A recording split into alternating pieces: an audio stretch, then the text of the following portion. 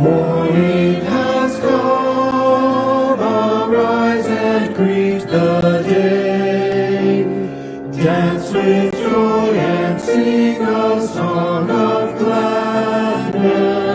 The light of hope it shines upon each face.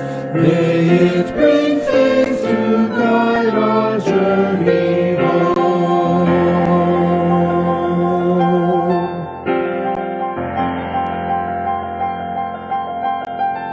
A new day dawns, once more the gift is given. Wonder fills this moment shared together. The light of peace here shines upon each face. May it bring faith to guide our journey home.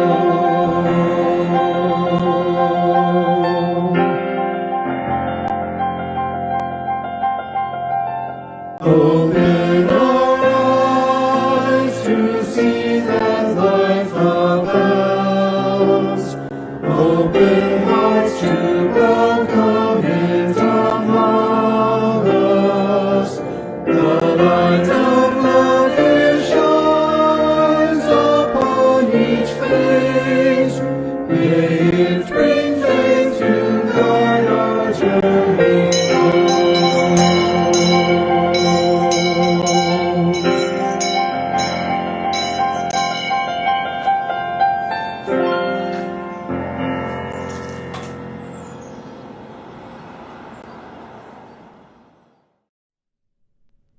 Good morning and welcome to Live Oak Unitarian Universalist Church. I'm Reverend Joanna. So glad that you could be with us here today. One of the things that we honor in Unitarian Universalism, and especially here at this church, is what theologian James Luther Adams called the prophethood of all believers. Now, what we mean by believers is not a particular belief, but more a belief in our Unitarian Universalist values. And prophet, well, those are all of the wise people who are in our congregations, who have thoughts about the state of the world and about our lives, and they are willing to share that wisdom with us. And we have one such prophet today, Barbara Rawson, who is a member of Live Oak. I am so glad to give my pulpit to her for the morning. If this is your first time visiting us, a special welcome going out to you. I invite you to go to our website, liveoakuu.org, where you can learn more about us. And on our homepage, you'll see a place where you can sign up for our weekly email newsletter. And that's going to let you know all of the gatherings and all of the other things that are happening at Live Oak.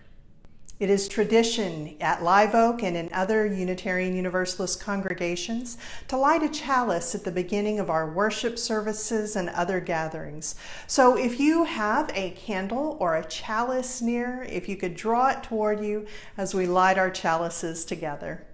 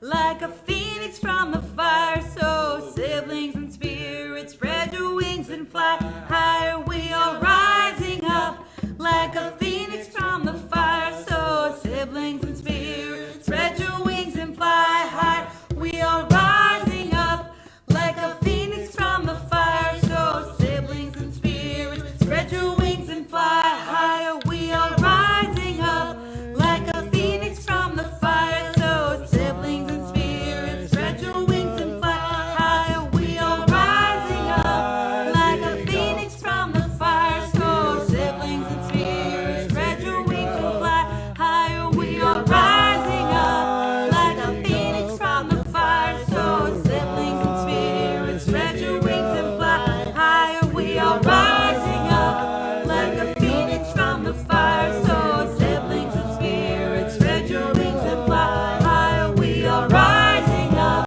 like a phoenix from the fire. So siblings and spirits, spread your wings and fly higher. We are rising up like a phoenix from the fire. So siblings and spirits, spread your wings and fly higher. We are rising up like a phoenix from the fire. So siblings and spirits, spread your wings and fly higher. We are rising up like a phoenix from the fire. So siblings and spirits, spread your wings and fly higher. We are rising up like a phoenix from the fire. So siblings and spirits, spread your wings and fly higher. We are rising up like a phoenix from the fire. So siblings and spirits, spread your wings and fly higher.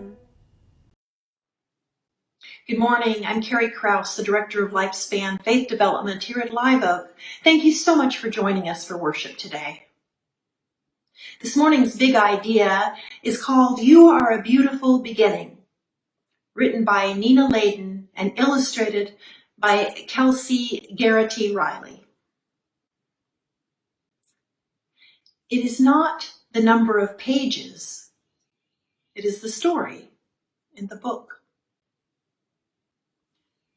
It is not how far you traveled, it is the journey that you took. It is not remembering the lyrics, it is singing a song in your heart. It is not creating a masterpiece, it is having the courage to start. It is not knowing all the answers, it is listening to what others say. It is not about winning the game, it is about having fun while you play. It is not making the most friends, it is loving the one who is there. It is not owning everything, it is bringing something to share. It is not being a hero, it is being part of a team. It is not putting up walls, it is about building a dream. It is not hogging the sunshine, it is helping others to grow. It is not being afraid of the darkness, it is looking for places that glow. It is not wishing to be different, it is learning to love being you. It is not the end of your journey, it is a beautiful beginning too.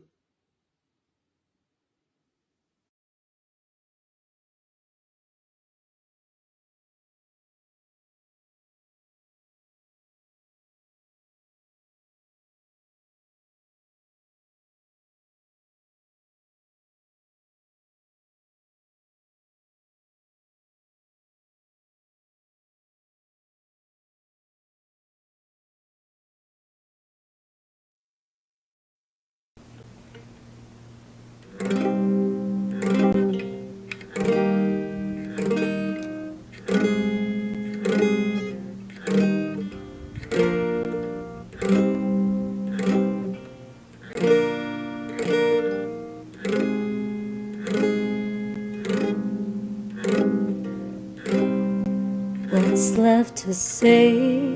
These perms ain't working anymore. Every word shot down in flames. What's left to do with these broken pieces on the floor?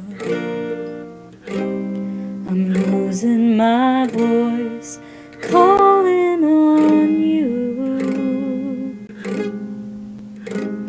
'cause I've been shaking, I've been bending backwards till I'm broke, watching all these dreams go up in smoke. Let beauty come out of ashes. Let beauty come out of ashes. And when I pray to God, all I ask is, can beauty come out of ashes?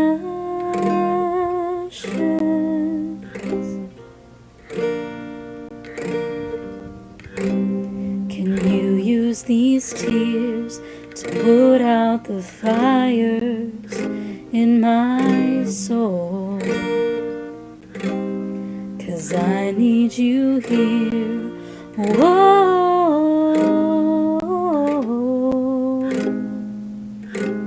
'Cause I've been shaking, I've been bending backwards till I'm broke, watching all these dreams go up in smoke.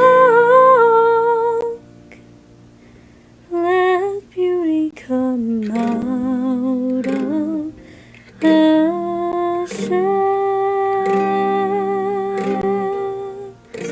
Let beauty come out of ashes. And when I pray to God, all I ask is, can beauty come out of ashes? Can beauty come out of ashes?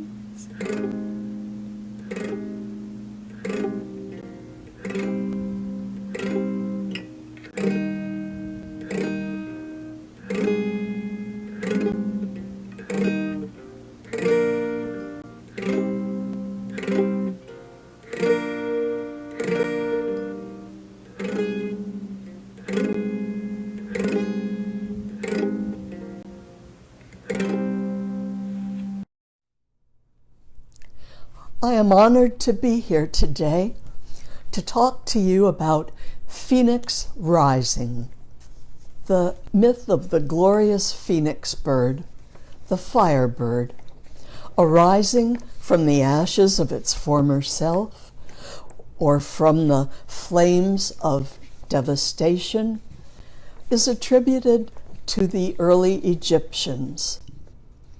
It was thought to be a sacred bird, a sunbird.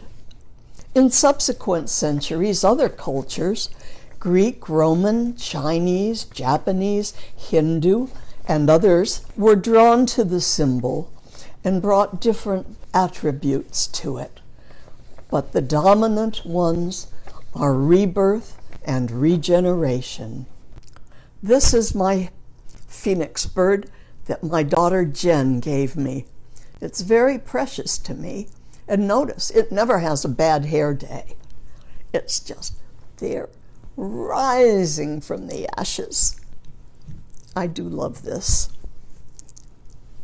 The phoenix is especially relevant to me because I also have a great interest in Zen. The Zen philosophy has served me very well through the years, and so this has been my lifelong symbol, the phoenix. Always ready for something new, always ready to give rebirth to a new, hopefully improved me.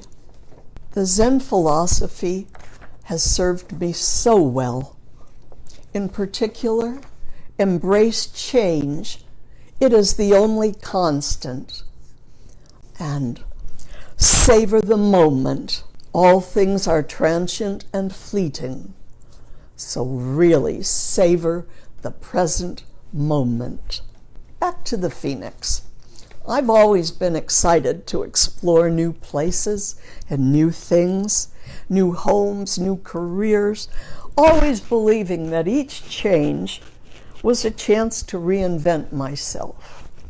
Well, so much for that fine theory. Instead of a new me, I stayed pretty much the same. But each experience did polish a new facet of the rough gemstone that is me. After the pandemic, how will our phoenix rise? Well, as we emerge from our COVID year, let's explore what the future lies ahead, what lessons we might want to take from that experience.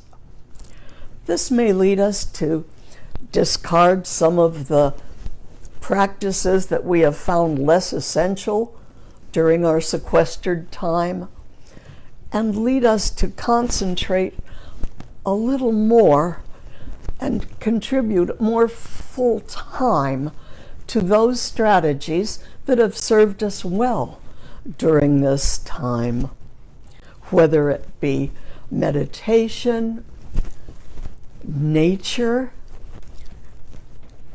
craft evolutions, whatever you have been missing, to do it now, to spend more time with the families and friends that we missed so desperately during that year, and to concentrate a little more time on them and cut out some of the non-essentials. We do want things to be normal, but let it be a new normal. Let us get rid of some of the old stuff and start fresh. We may decide to put more time into all personal things and also to think more about work and making a contribution in the workplace. Certainly the national workplace has changed since COVID, as many companies restructured things so that employees could have the option of working at home or in the office. Other companies have cut back through necessity, finding a smaller workforce to be manageable. And then, unfortunately, other companies had to close down completely. It has been a desperate time for the workplace, and the phoenix is greatly needed now. Yes, the workplace is different, but we are resilient. Your personal phoenix is waiting to soar. So open your mind to new opportunities. Consider taking a training course to update your skills or explore new ones. Learning is always a big turn on for me, and I bet it is for you too. And 3 times in my careers, a teacher has recommended me to a company who then hired me. So that course really paid off. All 3 of them. 3 of them. I'd like to talk about employment because I have spent 5 or 6 decades in a great variety of businesses until 14 years ago, at age 72, I became a paraplegic. Since I started work at 16, at 72, I figured that was the universe telling me, retire, darn it. Be sure that all your friends, family, former teammates, and even casual acquaintances know that you are looking for work. Do double check your social media presence. Potential employers might be put off by certain types of content. Many job seekers feel that they have to pay recruiters or agencies to find them jobs. This is not the case. It's the opposite. Companies pay headhunters and recruiters and agencies to find qualified candidates. A Google search, of course, can provide agency names, and the American Staffing Institute also has an online directory of employment firms that is searchable by location, field, and types of jobs. That website is americanstaffing.net.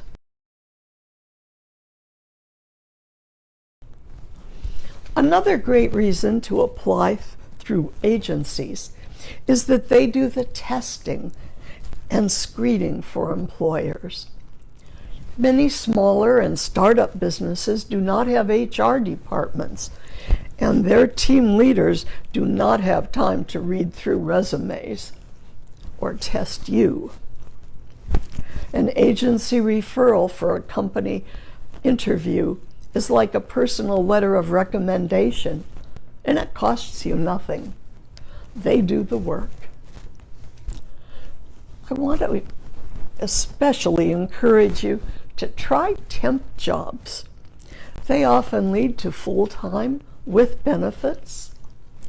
Don't shy away from the lesser jobs than the ones that you had. Your capabilities will become clear, and you may have other opportunities within that company. A big plus for temp jobs is that it gives the company and you a time to see if you're a good fit. And if you decide to look elsewhere, there's no stigma. It's a temp job after all. Age is an issue that many job seekers bring up. There are worries that this will deter employers. What age gives us is experience, living through and adapting to many different circumstances, proving that we can adapt to new ways and new situations at various stages of our life. Relax and approach this with confidence and a good sense of humor. In most of the businesses where I have worked, my teammates were 10 to 15 years younger than me. A good sense of humor indicates flexibility and friendliness.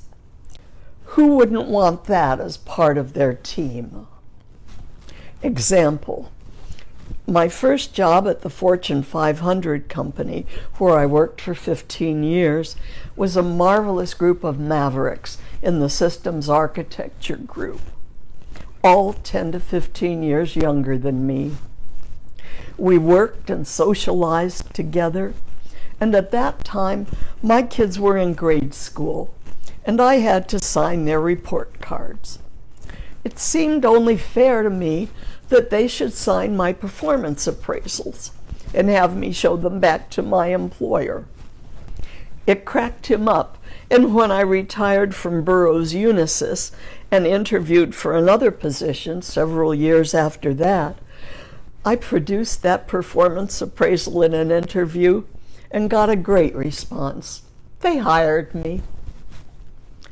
Let's not be outmaneuvered by thinking that we're not quite up with the new current tasks and the new programs. We've all dealt with new ones before, and I bet most successfully.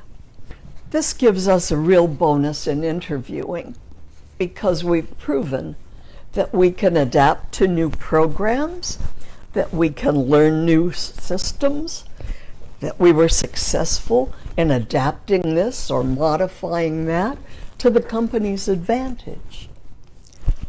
So many possibilities, and a good way to show off all of your skills. Regard each experience, work-related or not, as a polishing facet of the gemstone that is you. Gaps in employment? Certainly, but you surely learned something.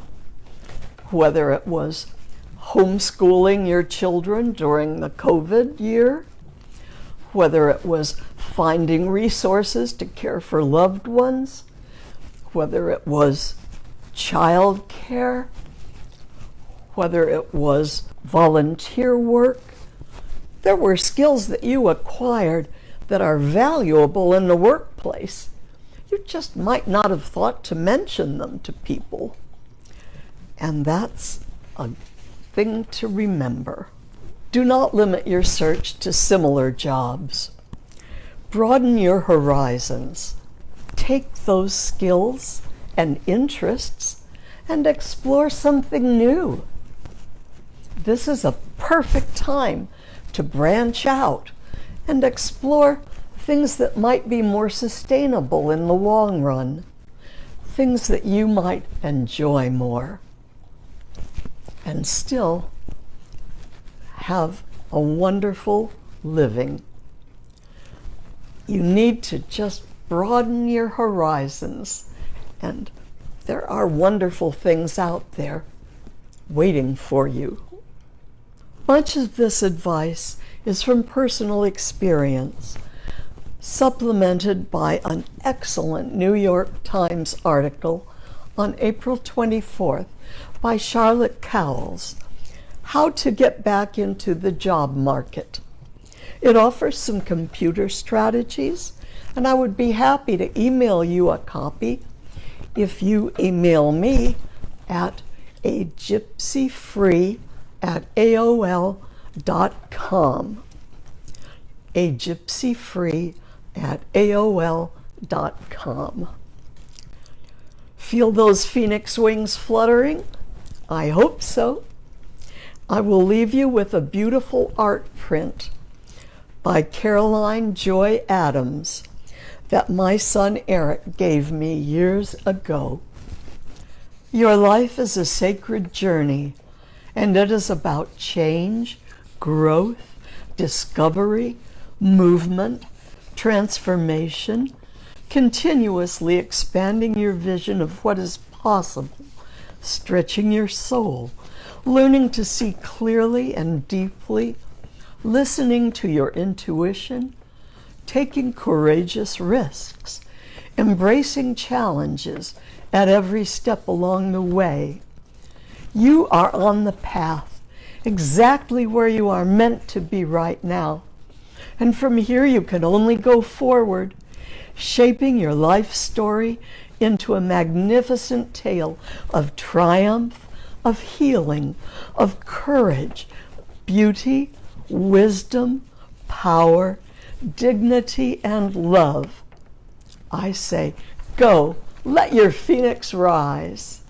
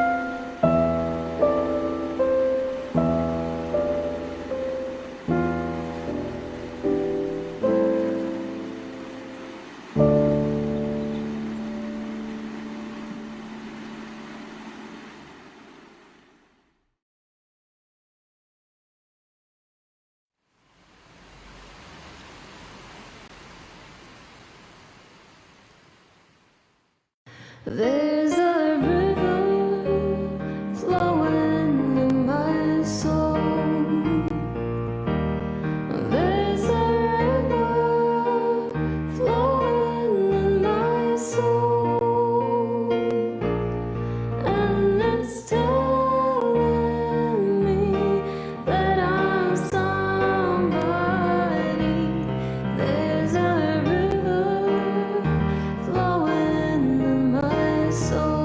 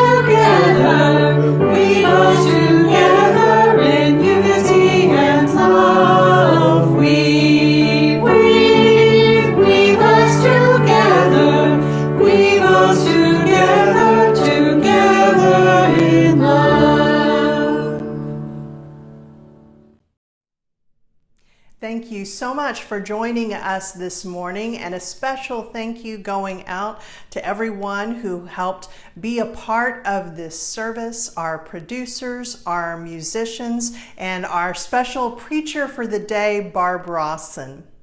I remember this one time in seminary, I had a professor who told the class, never let anyone silence your prophetic voice. So this week, may you use your own prophetic voice, speaking out on the issues, whether they be political or human or whatever. May you use your own prophetic voice to do good in the world.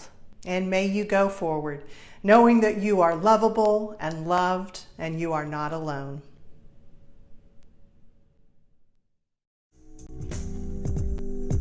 Soon the day will arise when we will be together, and no longer will we live in fear.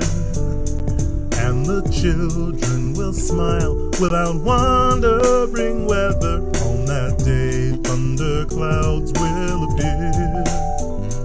Wait and see what a world there can be if we share, if we care, you and me. Wait and see